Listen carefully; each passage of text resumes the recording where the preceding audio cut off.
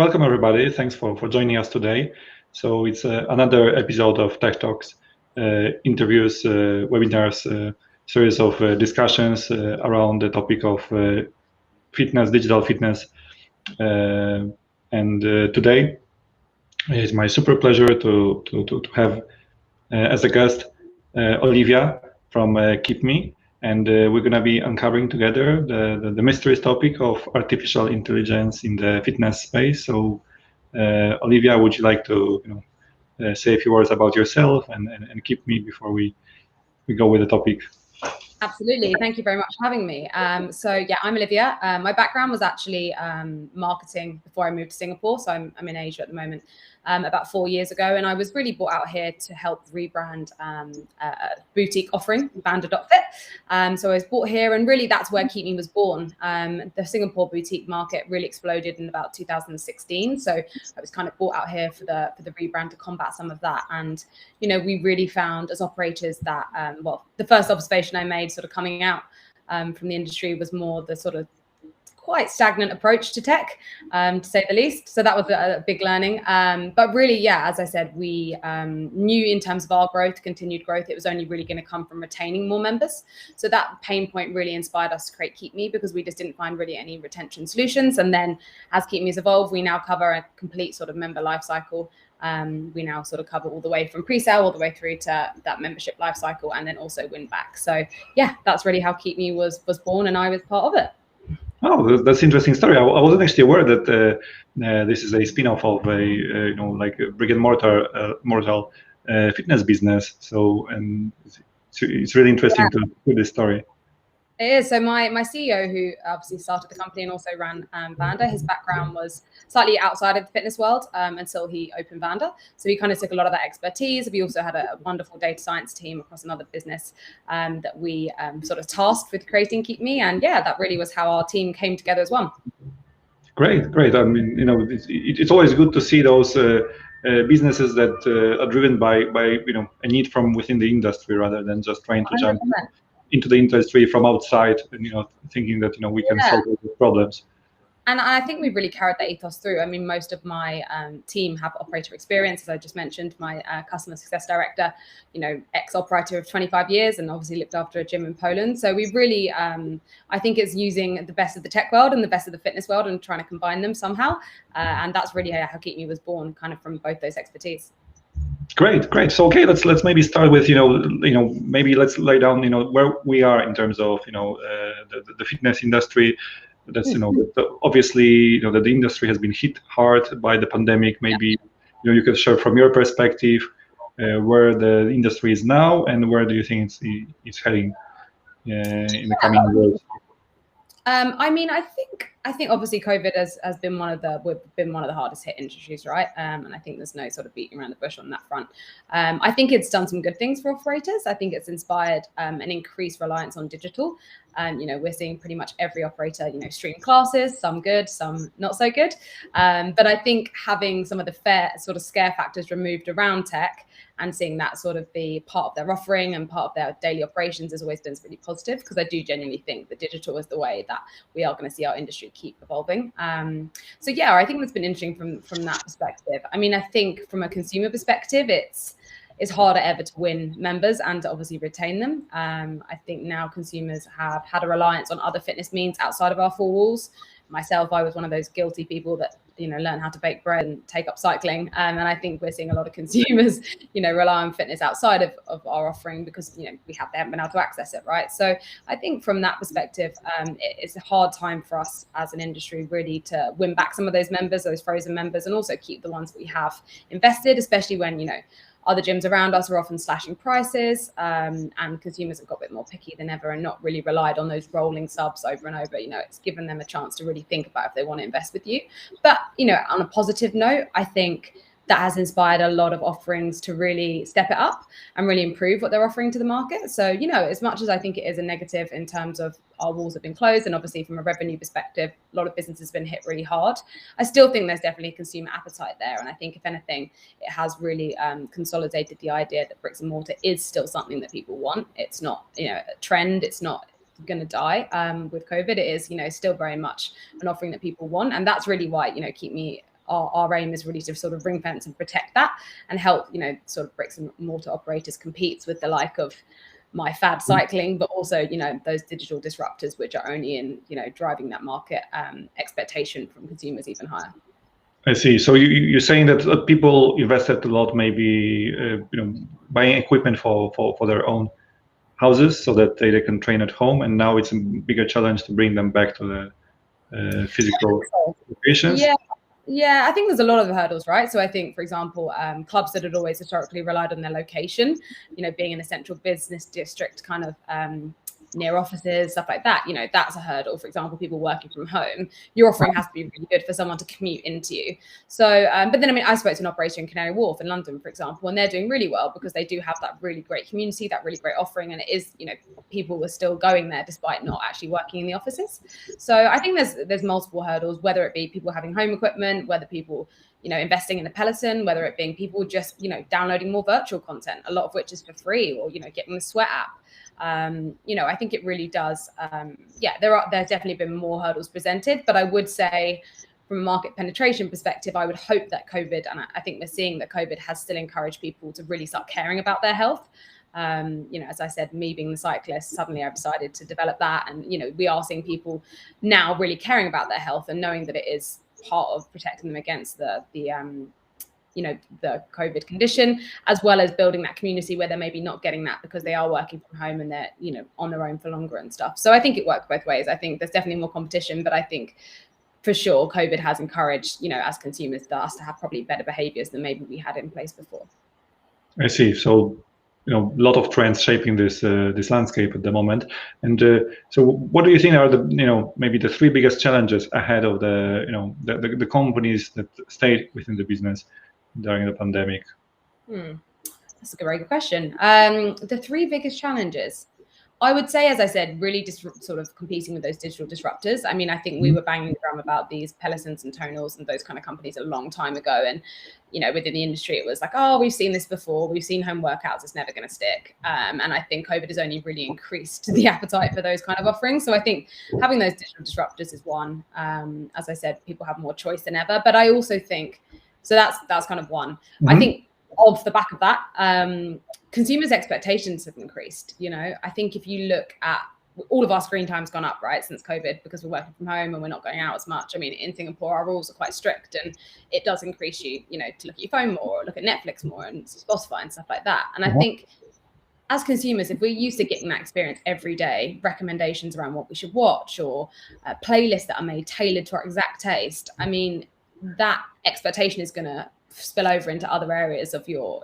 life. I think if you look at the fee of a Netflix subscription versus a gym membership subscription, they're way off each other. And I think therefore the expectation from consumers are only ever increasing. They want hyper personalization. They want insights. That's why everyone's so obsessed with their wearables, right? Because it's all about you. So I think another hurdle that operators face is, how do we deliver hyper personalization in a way that's scalable? I think the reason why PT studios have come out really, really strong from COVID is because people crave that expertise and also that personalization aspect. So I think the increased sort of choice, the increased expectations. And then the final hurdle I would say is, I think maybe, as I said, the approach to tech has always been one that has been sort of on the fence. Some gyms do it, some gyms don't. And I think realistically now, the ones that don't are going to be left behind. So I think really adapting and embracing that tech rather than being fearful of it. Really, I think that could be a potential issue if someone is hesitant around that, because you can't rely on some of the old business ways that you had, your sales process, even your lead generation, how you're getting those new leads in. You can't rely on some of the initial channels that you had because the market's so changed. So I think they're probably my three biggest hurdles that I think operators are probably facing coming out of COVID. Yeah, sounds like a lot of challenge. A lot of challenges. Sure. Also, maybe trying, going back to the first challenge you mentioned. So, competing with the, kind of tech fitness giants like Peloton and others in this space. How do you think that the gyms should respond? Should they become digital operators themselves, or is there a different way? Sure. I mean, I think the initial thing which I always think about bricks and mortar, and I still believe is the reason why people go, is because people crave community and they want that environment. So you can have the best tech in the world, you can have the best equipment in the world, people are going for that community. I think the issue was that maybe our industry's rested a bit too much on that. People still want the community. Well, guess what? Peloton has a great community. Their retention rates are insane. And so, I think we can still build community via engagement outside of the four walls, but we have to really do that. And I think as operators, we're very good at engaging with the people that come in. But what about the 30% of our membership that haven't come in the last 2 months? We just don't really do anything about that. And we just accept that they're going to leave in 6 months. So I think to compete with the likes of Peloton Tonal, you need to be looking at how they're focusing on retention. They're not just accepting that churn's going to happen. They're proactively doing something about it. They're spotting members that are leaving quicker or whose screen time is down because they have access to that data. Well, you have access to that data. You could manually work out how often someone is coming. Now, if you have a tool, use AI, you don't need to manually do that. But, in theory, there's no reason why you can't be looking at, the metrics in that way. I think a lot of people just don't, and it is accepted. And yeah, as I said, given the increase of sort of offerings on the market as a whole, it's going to be the people that really do look at those metrics and look at keeping those members as well as bringing those new ones in that are going to survive against the, the big giants. Because there is, as always, still a place for community, a physical community, but that's not enough anymore. Yeah, because I guess that, those tech giants, they are already very strong in using the data in, hyper personalization. And so, if you want to compete with them, then, that you don't embrace personalization, then you're already in a worse position, correct? Exactly. I mean, I find it interesting that Peloton never calls itself a fitness company, calls itself a content company. And I think that says it all, right? If you look at other industries, banking, retail, if you look at online e-commerce, for example, the level of personalization is just insane. There's no reason why fitness can't do that. They just don't take that approach because they rely on the bricks and mortar experience. Well, when you remove that, what's left? And for post-COVID times with states closing all the time, you really need to be looking at what are you doing when that person isn't in your gym, because that really is the interactions that are probably going to make the difference of whether that person comes back or not. Yeah, I mean, but if we can look a bit closer to the personalization challenge, because even recently I've been trying to buy a personalized training from Garmin, and Garmin provides me a nice sports watch, and this device just tracks everything about myself. So I was expecting that with all this data that they have about me, they'll be just able to pick exactly what I should do to reach my goal, like perfectly tailored training plan. But I was shocked to discover that in order to purchase a plan, I need to give them basic facts like my average speed and how often I train, which they have all the data. Exactly. So I mean, sorry. No, I'm thinking maybe it's not so easy as as one thinks. Recording that yourself, right? Yeah. I mean, I think that's always the point. I mean, when people, I think a lot of our industry is always, is data or is AI or is tech going to take over the humans that run our businesses? The answer is no, right? Like, you've got that Garmin, you bought the watch, you don't know how to record some of those metrics probably. If you do, it's going to take you a really long time. Are you going to do it? I'll be honest, on my Whoop, for example, I probably only understand 50% of the data that I get. And I'm quite data focused. I don't daily go through my weekly analysis on my, looking at percentage drops. I just don't do it. And as I said, a lot of the metrics, I don't really know what they mean. I know they're there and that's great, but I'm not an expert. And I think this is really where the role of the PT has come in. I mean, I think PTs are phenomenal at what they do for a host of reasons, but I think really to elevate their experience, if they could look at your Garmin or they can do that testing for you, or they can understand half the metrics of my Whoop, that would be another sticking point for why I'd want to come back to your gym, right? Because not only am I getting the accountability, am I getting the expertise from a training and programming perspective, I'm getting a deep dive on all the data that I have, but I don't really know what to do with. And I think, my CEO wrote a really interesting piece kind of on this, and I actually wrote one this morning. But really, I think that is where I think the industry should be heading in terms of, we know from a data perspective that consumers are obsessed with tracking their data, even if they don't understand what half it means, myself included. We are obsessed with it, whether it's your Strava, whether it's your Whoop, whether it's your Apple Watch, your step count, all those kind of things. If I had access to your Garmin data before you turned up for a session, our session would probably look very different. Now I have that sort of information. not only just from that day, but maybe from an ongoing programming perspective. If I know you're not doing the cardio sessions I've set, even though you said you have, but you're not, and I can see that you're not, okay, it's fine, I'm going to adapt my programming for you, right? And really, it isn't really like a hard thing to do, because all your members, all your clients probably already are tracking this data. It's just not really a conversation that's asked. I mean, I know a lot of PTs and trainers in general sort of insist on the whole "how are you today" line, and the kind of dogma around that. And I mean, let's be honest, if someone asked me how I was and I actually turned up with a raging hangover, I'm probably not going to tell my personal trainer that. I'm probably not going to tell him that I didn't do that 5K. But instead of just cutting that, if they just looked at my phone and said, "Oh yeah, I can see your recovery is really bad today. Did you have a big one last night?" I'm probably more likely to confess my sins, and therefore the session that we have is probably going to be more appropriate, rather than pushing me to my point of never wanting to come back. So I think really, embracing this tech that people already have, but just changing that relationship between a personal trainer and a client, for example, could really elevate that. I mean, we see it with MyZone, right? They really gamify their approach. We see it with Les Mills.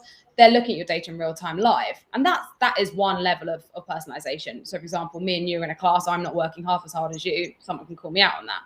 That's one level. But if someone already knew the lifestyle choices I'd make leading up to that session, and then they have my data in real time, it could be a very different conversation and therefore offering. So I really think it is not really a case of needing something new to come in. It's really just working with the tools that you have. I do strongly believe that personal trainers will always have a place in our industry, because I think they're great at what they do and they get results. Even if it's at its most basic, they teach someone a habit of turning up and caring about their health, and that should never be downplayed, which often I think it is, because for your average person, just starting to care about your health can be a really, really big step and a big thing to overcome. So I think they will always have a role, but I think they could become a lot more sticky and really enhance their own offering by working with the data, as I said, that's already out there, and tracking their members' big nights out or late nights, for example. Yep. So instead of replacing the trainers, rather a tool to enhance their work. 100%, yeah. And I think I'm not downplaying that trainer can see through someone's fake hangover, and I'm not downplaying the fact that they have their own brains and they can probably they know their members much better than your average person would, but they don't know them as well as their Apple Watch, because they're not with them for the remaining 23 hours of that day. And therefore, as I said, it is fine to show up and to put on a face. But yeah, I think all of our wearables sort of reveal some of our maybe thinly veiled exaggerations or downplays of nights or bad choices, or good choices as well.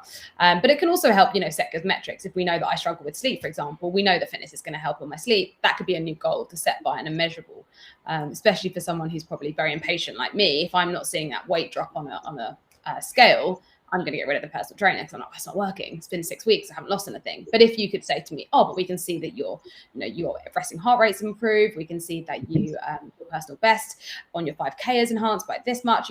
They're more real metrics that suddenly you can measure your ROI against. So I don't know why trainers wouldn't, rather than feel that they're competing with the wearable, it's really just a tool to prove their success, even if it's not on the traditional scale or body fat metric that normally clients are, really hung up on. Well said. It's a tool to prove. That's great. So going back to the industry, so user engagement. That's a topic. A lot of people in the industry say that this is key. Why is it so special? Why is it so important today? And what are the ways to boost user engagement for gyms and fitness companies? I mean, I see engagement as a host of things. I don't just see engagement as turning up, because, with our doors being shut for the last, if we look at some places in Melbourne, for example, been shut for almost 200 days of the last 365. So I think engagement, exists in different realms. And I think really this is where communicating and building that community outside of the four walls is really, really important. I think if we look at engagement, it can be the answering of an email. It can be liking something on social. It doesn't always have to be turning up to a class, because at the moment we haven't really been able to do that. And I guess one of the perks of people doing the streaming and, running those classes, that they have taken that engagement out, even to the members that maybe weren't attending. That's another way for them to re-engage. So I think engagement is always important. And I think getting honest feedback on engagement is also important. But knowing that it doesn't just exist within the gym floor, is really, that's the ultimate end goal. But you can engage with a member or a lead in the case of the sales process many times before they actually walk into your studio. And I think those communications, I mean, I sort of call them soft retention pieces. The happy birthday, the congratulations of a milestone, the how you're getting on, they're just as important as the big renewal campaigns or the referrals or the person attending all the time. I think building that community and that relationship with someone doesn't always have to be in the form of you coming in 3 times a week to make them sticky to your club. And I think working on that digital engagement is something that really operators need to get a lot better at. As I said, with their doors being closed, they haven't been able to rely on that traditional interpersonal relationship. And therefore, I think really as looking at Peloton and Tonal as a great lead, they have built that community and increased that engagement literally completely virtually. So that is really something that as operators really need to enhance alongside the physical presence as well. Sure. And where does the artificial intelligence come? What kind of role does can it play to help the fitness industry grow the business? I think that the word AI, we speak about this a lot internally. I think it's such a Marmite word. It's a bit of an English saying, but it's either a love or a hate. Like some people are really interested about it and they want to learn about random forest and machine learning, and other people are like, this is terrifying. I don't understand it. What does it mean? I don't even want to know. So I think really AI, and I'm not a data science expert myself, but we can really use it in 2 ways. Firstly, just as prediction, so predicting things that you don't know already. And then off the back of that, really the value add that we have to clients is that we're able to automate off the back of that prediction. So for example, let's imagine a lead journey. So we can see where someone's come from. We can see they've come from Facebook, for example. We can then automate their entire sales process based on them. So maybe you didn't turn up for a trial. Maybe you did turn up for a trial. Maybe you wanted another trial.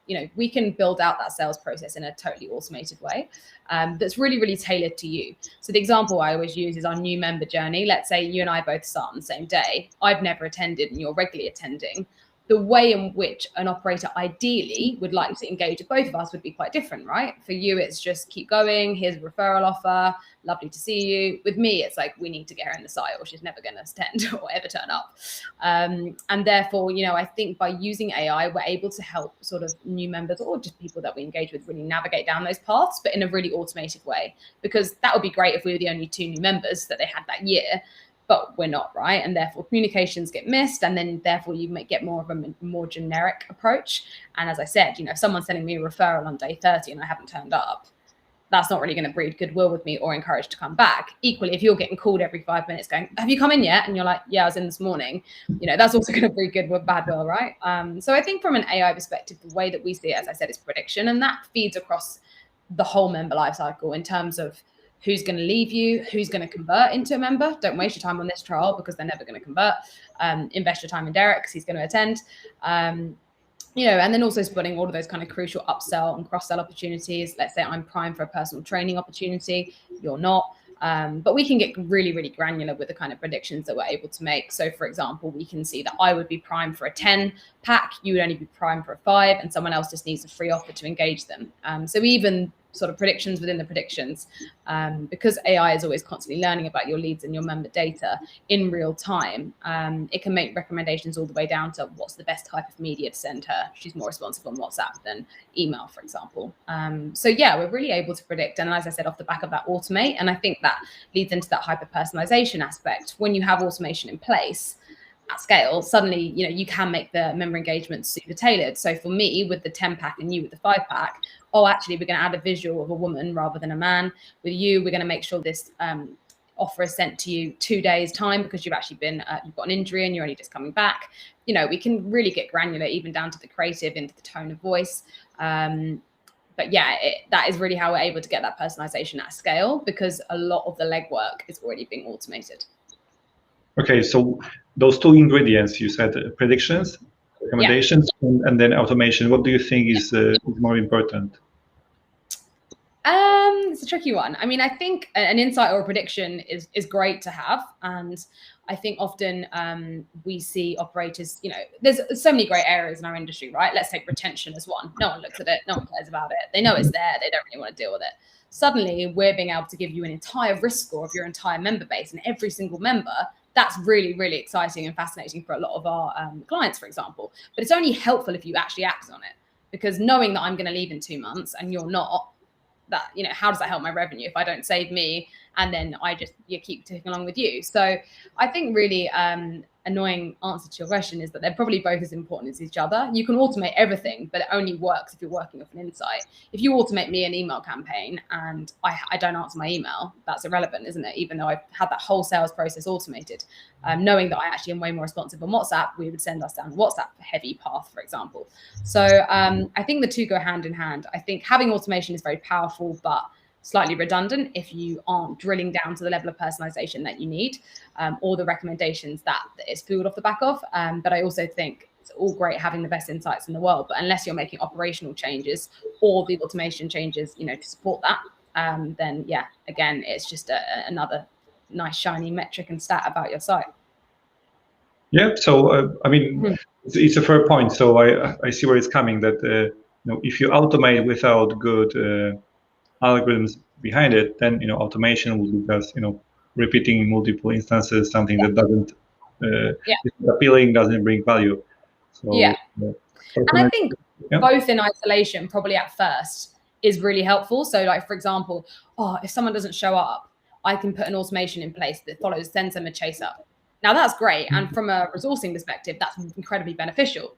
For someone else on the other side, having a projection into their future revenue, super helpful. Like, even if I didn't have an action off the back of that, super helpful. But when you marry the two together, I think that's really where the power comes in, because you've got the predictive aspect, the roadmap, but we also make a recommendation around the next step to take. And I think sometimes clients have one or the other, but they often don't have both. As well, not many have the predictive aspect, but people have ideas about what they want to do, but not the automation to support it. And so yeah, I think it's when you marry both of them that it really does become a bit more transformational, and we've seen that in some of the results that our clients have had. Yeah, but I understand that you can already achieve some good results with the predictions, only with predictions without automation, because for example, the retention, clients churn. If you have prediction that those people are at risk, you can already pick up a phone and call them. You don't have to wait to send them automated campaigns. But for example, I think it would be more helpful if we could see that I was at risk. I had 2 months till my renewal, and my attendance has slipped by 10%, for example, in the last 2 months.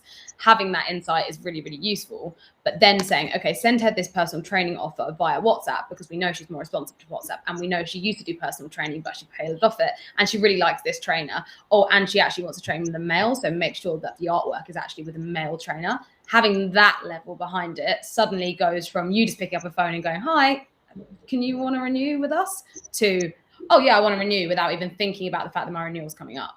So I completely take on your point, but I think it's when you marry the two together, of course, there are definitely immediate actions you can take by just being able to have that light shone on some problem areas. And we have, an insight section in our platform, which does just that. And it is more for you to make those operational changes. And okay, I can see my, under 21 memberships not doing very well. But then when you have the action to support it, then it becomes, far more of a tangible change to your revenue and also your operations, when you can take that next step off the back of the insight. Yeah, that's clear. So tell us, what are other ways that the artificial intelligence can help the industry? So we obviously discussed retention. I think we also discussed the acquisition of clients, where you have those new members and you don't know what's going to happen with them, so you can already put some prediction. Yeah.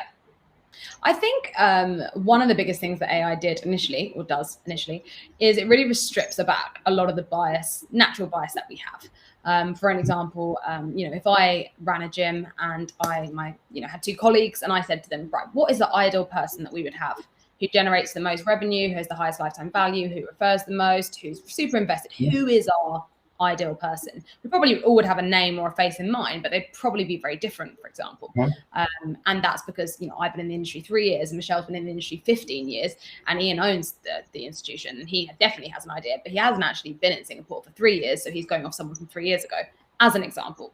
When we look at AI, it strips back any personal bias and really sort of cuts through the noise. And I think our industry as a whole, pre-COVID times, relied a lot on, this is how we do things. We run ads on Facebook in Australia because they always do really well. or we ring someone on day 1 and day 3 in our new member journey, because day 30, that is the most important day. And a lot of it is irrelevant now. And a lot of it is just being passed down from generation to generation. Now coming out of COVID, those Facebook ads aren't looking as healthy in Australia. We need to look at a new lead generation source, or actually it doesn't need to be day 1, it needs to be day 6. AI kind of cuts through that noise. So with our ideal customer profile, it actually looks at your member data and it works out who's the highest LTV, who's spending the most, who's referring, who's giving you good NPS scores, who's sharing you on social. It actually just strips back any of our opinions, regardless of my young naive opinion versus Ian owning a business opinion, and really just cuts that noise out and gives you the facts. So actually all 3 of us probably would have been wrong. And therefore, from looping it back, then we know when we're doing those Facebook ads and we're looking at that targeting, oh God, our preset targeting is completely off. It shouldn't be a male under 25, it should be a female plus 30, for example. That's the person that's going to bring us revenue in. And then to take it one step further, when we have those 3 trialists in on that Wednesday night at 7 p.m, we know, okay, actually it's that female under 30 that we want to invest our time in because she's our ideal customer profile. Oh, and she's more likely to convert because, an AI tool has actually been able to give that scoring around her conversion. So rather than me wasting my time with some of, I think he's our ideal customer profile and he's actually just a time waster and he's never, you just wanted to do the free trial. Again, you cut out a lot of noise, but you really can focus your resource. And I think for an industry at the moment where resource is light on the ground, whether it be from design perspective, marketing perspective, but also just, bodies on the ground are much lighter than normal, having that understanding of, okay, so he's a time waster, he's a dead cert, and she's the one that I want, but she's going to need a bit more attention.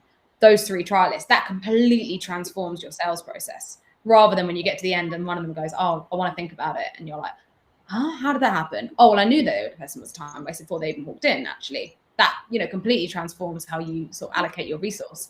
And I think at the moment with COVID and as I said, people being light on the ground, that's really where you need to focus your attention on the people that are going to convert and the people that you want once they have converted.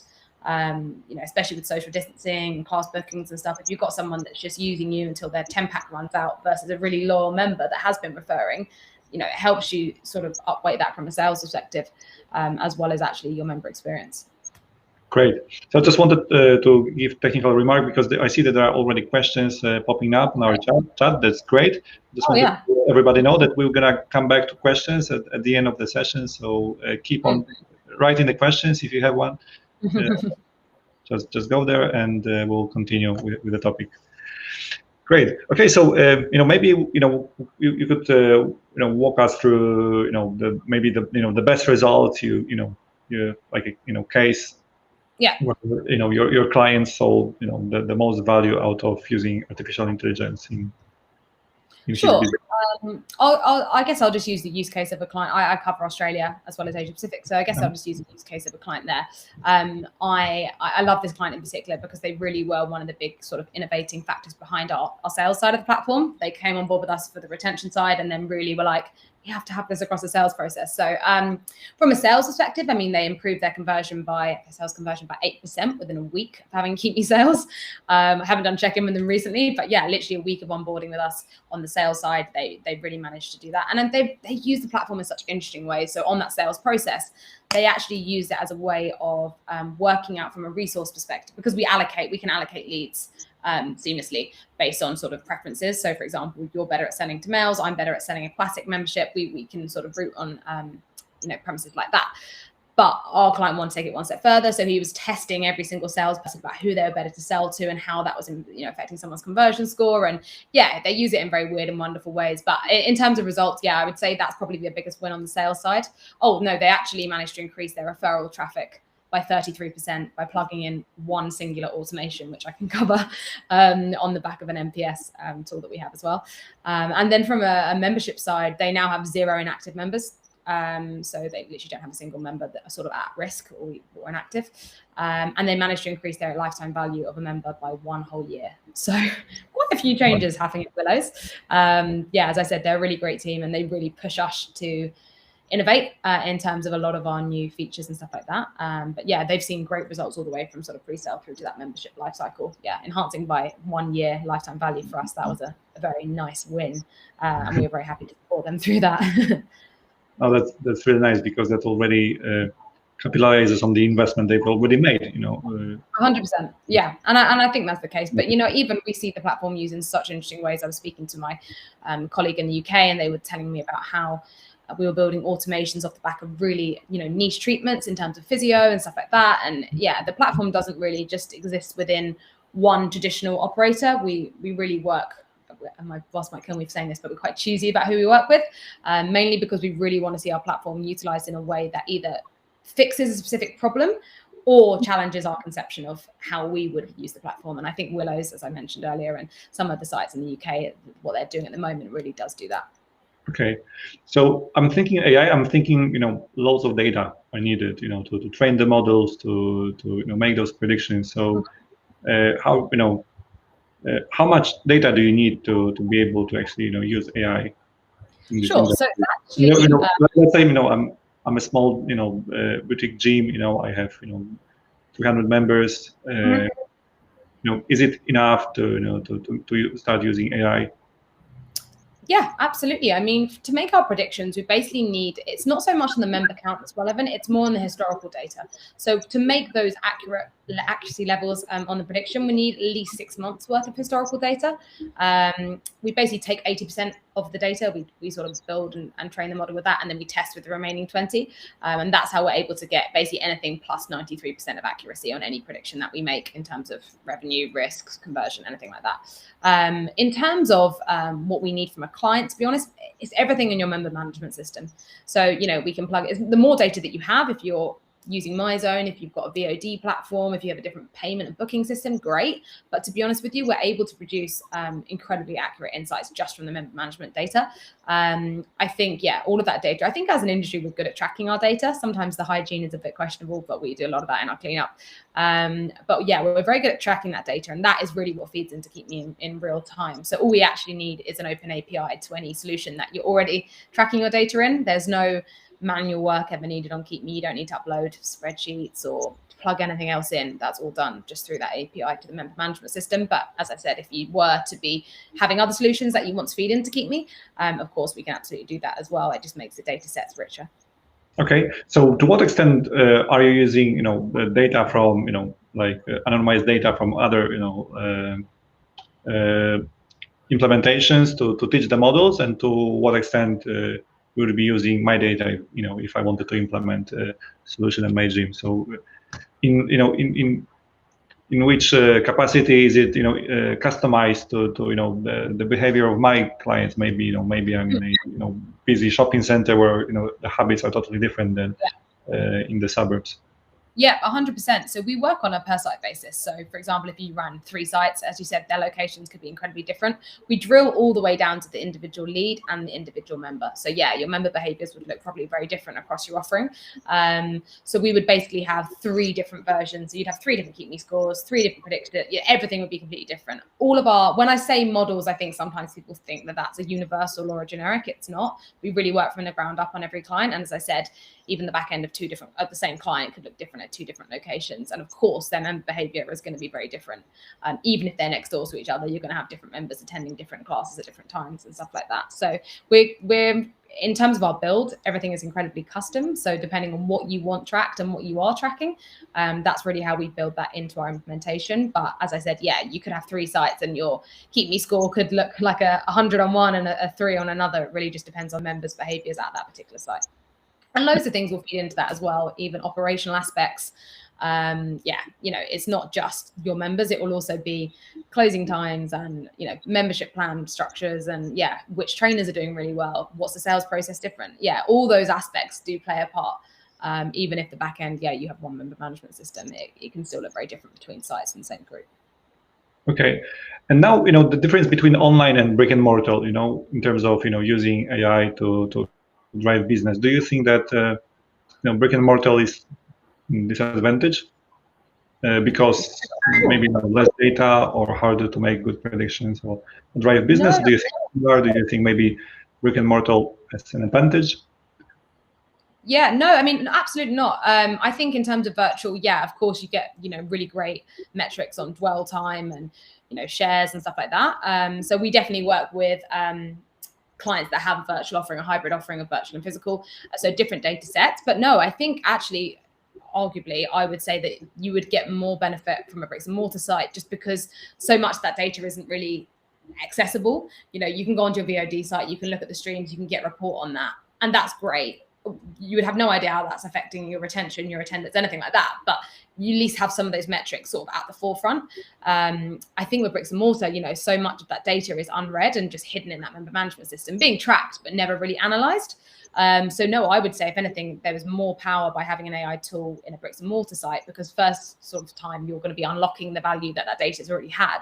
You know, we always say that the biggest asset in your business that isn't breathing is your data, because you've probably been collecting it for years, but you've never really done much with it, apart from maybe a birthday, you know, reminder, or looked at it in terms of chasing up payments. But yeah, for the first time an AI tool can kind of unlock that. I guess with VOD, you already have a bit of an understanding about your members, but yeah, within your member management system, it's quite hard to extract that data and do something with it that isn't incredibly manual and going through spreadsheets and stuff like that. Yeah.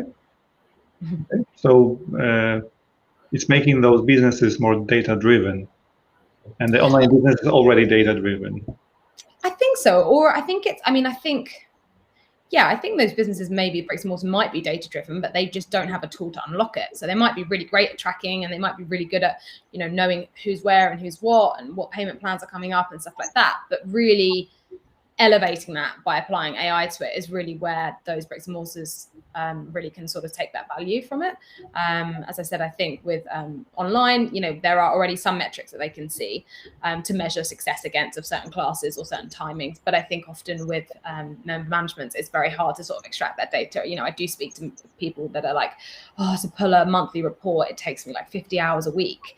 You know, that report, I can guarantee the level of insight on it is just like levers, joiners, maybe attrition. Like, you know, it's not in depth and it's not specific for that site or to those particular members in general. So I think with the AI, yeah, being able to do something so automatically in terms of your reporting, as well as the insights, you know, just being able to click and that's done, and having all of those things already logged. I think that, yeah, that provides huge value for those bricks and mortar sites, which are more sort of shy on time. And as I said, their metrics aren't being done for them seamlessly already. Yeah, sure. Okay, and what is stopping, you know, fitness companies from embracing AI? What are the blockers? As in, like, just in general? Yeah. Yeah, I think, as I said earlier, a bit of a Marmite. It's a bit of a scare factor. I think often people think that AI is going to replace humans. That isn't why we created Keepme. It's to enhance experiences and it's to help your staff.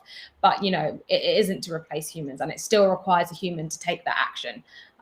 You know, machines are never going to do that. So I think often it's a fear factor. Often they think they don't have the data that they would be able to take on an AI platform, for example, when, as I said, they do. It's just sitting in their business, sort of untapped.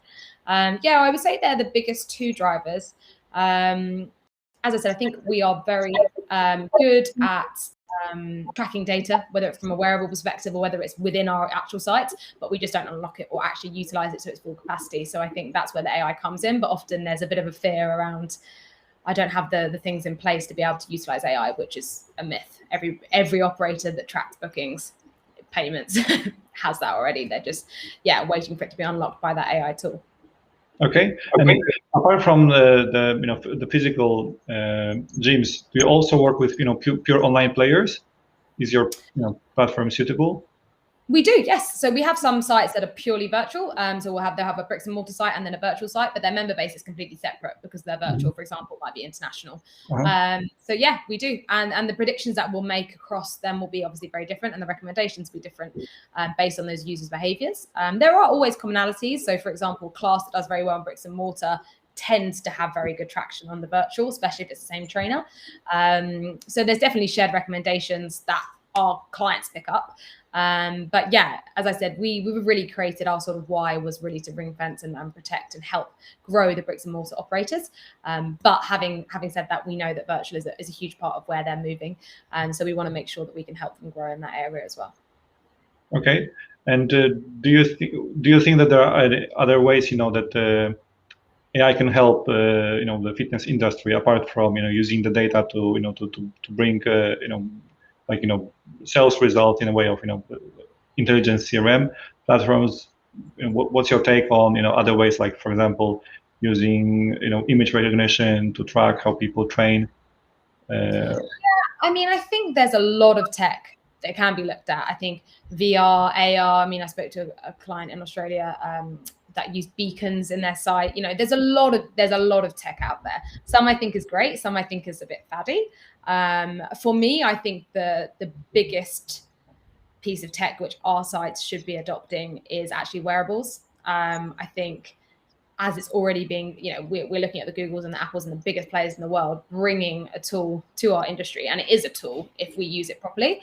The level of investment doesn't need to be installing a screen or implementing something. It just needs to be a bit of retraining around staff, which is, instead of asking how are you today, you say, can I look at your phone please?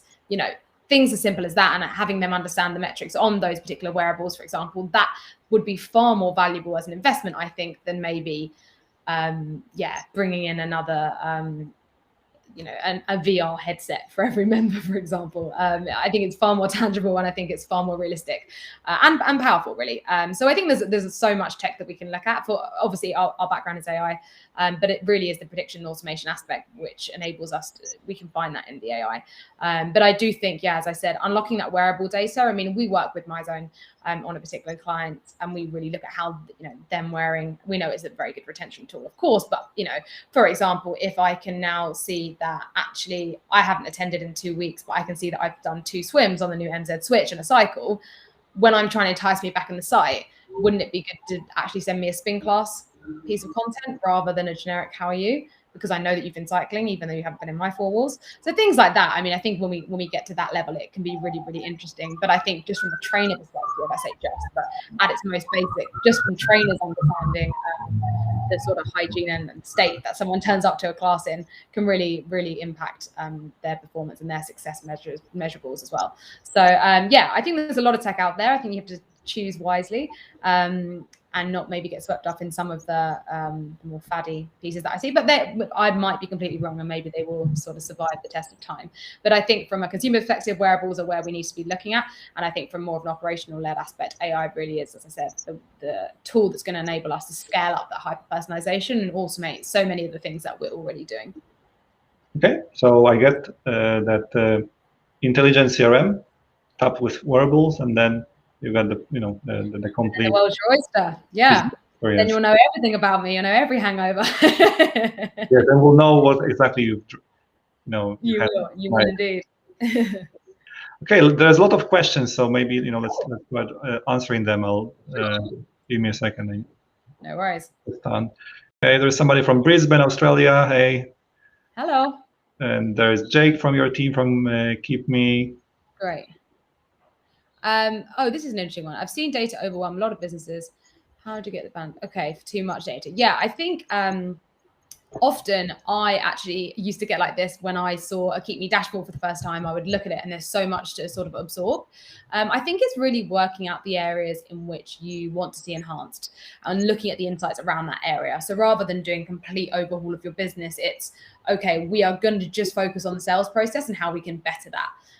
That is a huge task in itself. And I guess with a tool that automates a lot of the processes that you're already doing, you can quickly automate while you're sort of honing in on that. So I guess, it's more finding those areas of the business that you maybe are the gray areas or the areas that you think need work, and focusing on that first before getting so swept up with all the other cross-selling or, the other areas, and more taking it like that.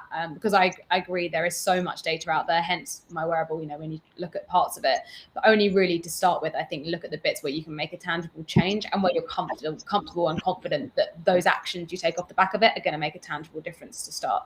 Of course, with our industry, sales is always the key area to start with. But I think even if you, like a Willows, they improve their sales process by 8% in a week. If you just enhance your sales process, that would make a huge difference, hopefully, to your bottom line without you even having then moved on to the membership side. So really, I think it's pinpointing your pain points in those bad areas, and then looking at the data and really becoming obsessed with the data in that area before you move on to the next aspect.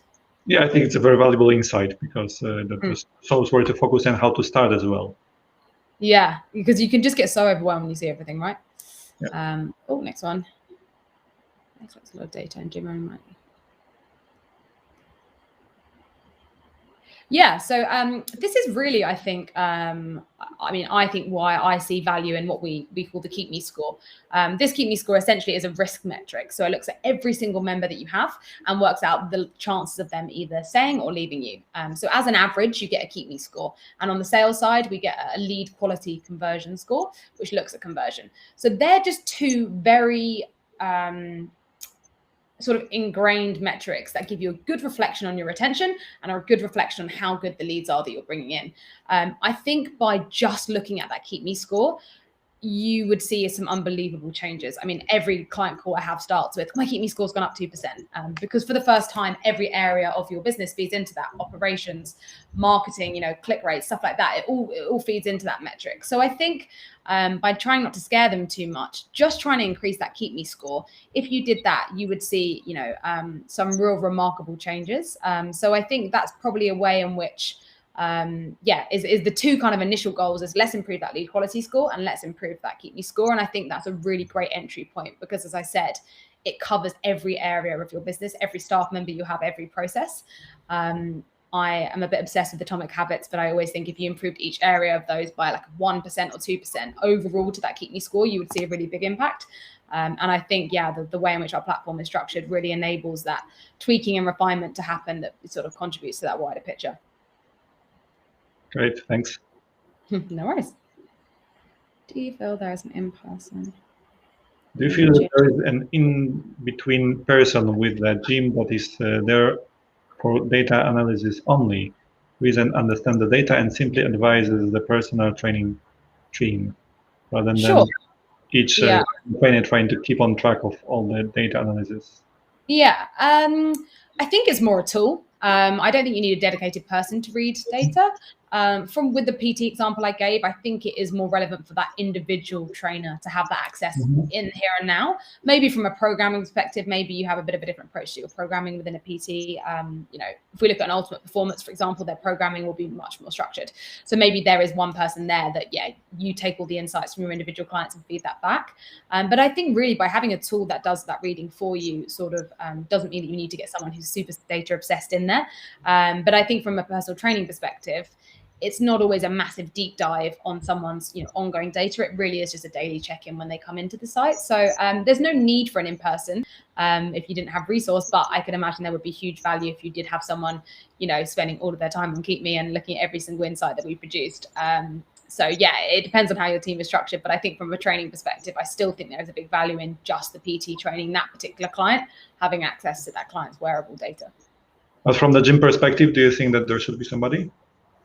I think it always helps to have one person that's more data centric. We have like a super user normally that we find, where someone who really uses the platform outside of just marketing. They use the marketing aspect as well for the automation, but someone that does, is a bit more data obsessed like us. But no, there's really no need for a dedicated person. And as I said, the aim of Keepme isn't to make it, you don't have to be super tech verse, or you don't need an IT team or a data science team. It is just for someone who has an understanding about the overall operations in the business to digest that. It doesn't have to be sort of data obsessed or savvy. It really can just be someone who knows each area of your business, and therefore the changes to implement after you are sort of presented with those insights. Yep, thanks. No worries. Having thought on personal trainer courses, they aren't really taught about data stats at level 3. This for me is more sophisticated sports science, performance analysis, physio. How does a physio upskill themselves to offer this data interpretation expertise, I guess? Yeah, absolutely. I agree. I think it's, obviously I know it's not part of sort of formal teaching at the moment, maybe because wearables are so new, well, relative. I think we're lucky in the sense that there's so much resource out there. So I think it would be a case of self-education. I mean, we always encourage operators to really help their PTs and help their staff get used to this data and get savvy around it.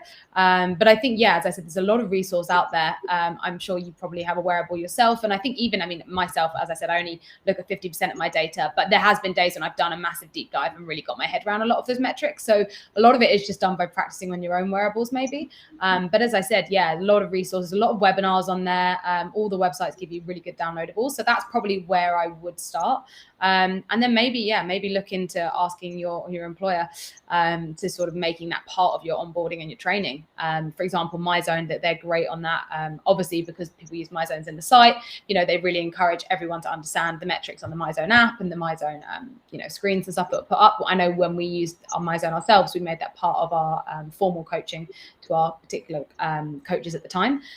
So yeah, maybe sort of asking your employer around that. But for the wider usage around wearables, I think it is really just getting out there and having a little dig around and seeing what you can find in terms of resource, because they are, the good thing about the Googles and the Apples of the world is that they have a lot of literature to back up, the sort of products that they use. Thanks. Really valuable.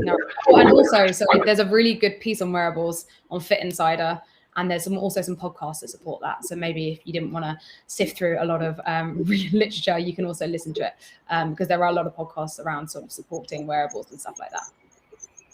Okay, so let me see if there are any other questions that we could answer.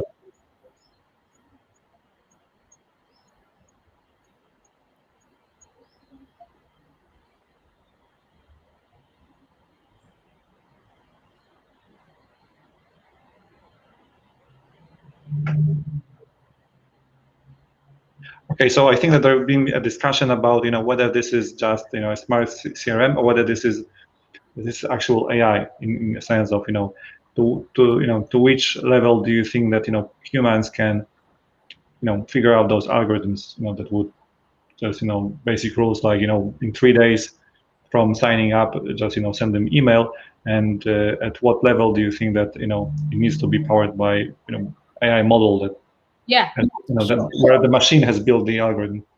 Absolutely. So I think, if we look at how operators have historically done it, it has been based on, we had 100 members, we were really good at scaling this, our new member journey was impeccable, and then we got 600 members and we couldn't do it. So I think AI really has been considered, I guess, for our fitness industry, really a sort of competitive advantage. Oh, it's great, it's already automating a lot of the stuff that we do, and it's kind of making predictions into what we think is going to happen anyway. I would argue that actually it's now a competitive necessity. I see we have clients all over the world that are really utilizing artificial intelligence. And as I said, Pelotons and your Tonals and all those other digital disruptors, which aren't necessarily the bricks and mortar next door to you, are also using that AI. So I think, in terms of, could someone do it manually? They could. Do I think post-COVID era, when everyone is light on the ground and scrambling a little bit, is the time to be manually dedicating one person to track attendance every day? No, I don't. So I would really say that in this climate more than ever, AI really is that necessity. I don't think it is a case of you're going to be able to get results that you want, or even the predictions. COVID has really blown out any predictions, from a revenue perspective, from a trend perspective, it's knocked everything out the water, and AI really unlocks that and sort of sees that roadmap for you when you definitely can't. Any of us individual can't predict when the next closure is going to be, and while the AI can't predict that, it can also help you sort of prepare for that and the best way to come out of it. So I would definitely say, whilst there's some great solutions out there that don't use AI, in the next few years, I think definitely the operators that are going to thrive and survive are really the ones that are using technology like AI. Mm-hmm. And there's been also a discussion here about using the data, not just about not just the historic data about the usage, showing up, etc., but also socio-demographic data about age, gender, etc. So to what extent can you use such data to train your models and get predictions? Like, for example, somebody in their mid-20s will maybe act totally different than somebody in their mid-50s. Absolutely. They're very much the first metrics you work off of, because they are the ones that aren't affected by attendance or behaviors that have been set yet. So those sort of static metrics, age, location away from site, gender, job title, all of those play an initial part. And of course, we often spot trends amongst age groups and genders and stuff like that. But they're very much important and really are the foundation before any member engages with you that we can work our predictions from. But obviously, over time, the richer data set you have, the more emails have been opened or not opened, as the case may be, the more classes booked, we can build a much richer picture on that member. But for sure, those sort of stats definitely do play a key role when making our predictions initially. Okay, thanks a lot. And just one last take before our session finishes. Okay, now I think that there has been some discussion about whether this is AI or just machine learning. So just somebody clarified that machine learning is a branch of AI. So It is. in today's world, both words are used to describe the same thing, which is basically algorithms that are trained not by people, but by the computers. Correct. Yeah. And the method that we use is random forest, if that's relevant or interesting for anybody.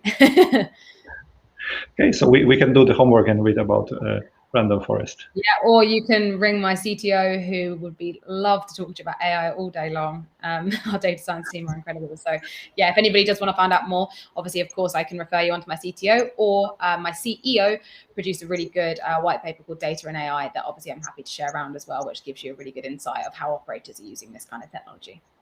Great. I think Olivia, very powerful session. Lots of insight, lot of interesting stories, and your takes around the industry. So thank you very much for the session today. I hope that you also enjoyed it. Thank you for having me. Yeah, any questions, please feel free to reach out to me on LinkedIn or on our website. Great. So that's going to be the end. So I just wanted to thank all the participants for all the questions. I just wanted to remind that we're just we finished another episode of Tech Talks by Neoteric. At Neoteric, we help other companies build fitness applications, bespoke solutions, also powered by AI. So and we still have special offer for anybody who participate today. If you have some idea for building a fitness application yourself, something bespoke, and a special offer, 50% discount until the end of this week for a design sprint where you can get your idea into something more tangible that you can test with users. And then just reach out to us. And once again, thank you everybody for attending today, and have a wonderful September day. Thanks for your time, guys. Speak soon. Bye-bye. Bye.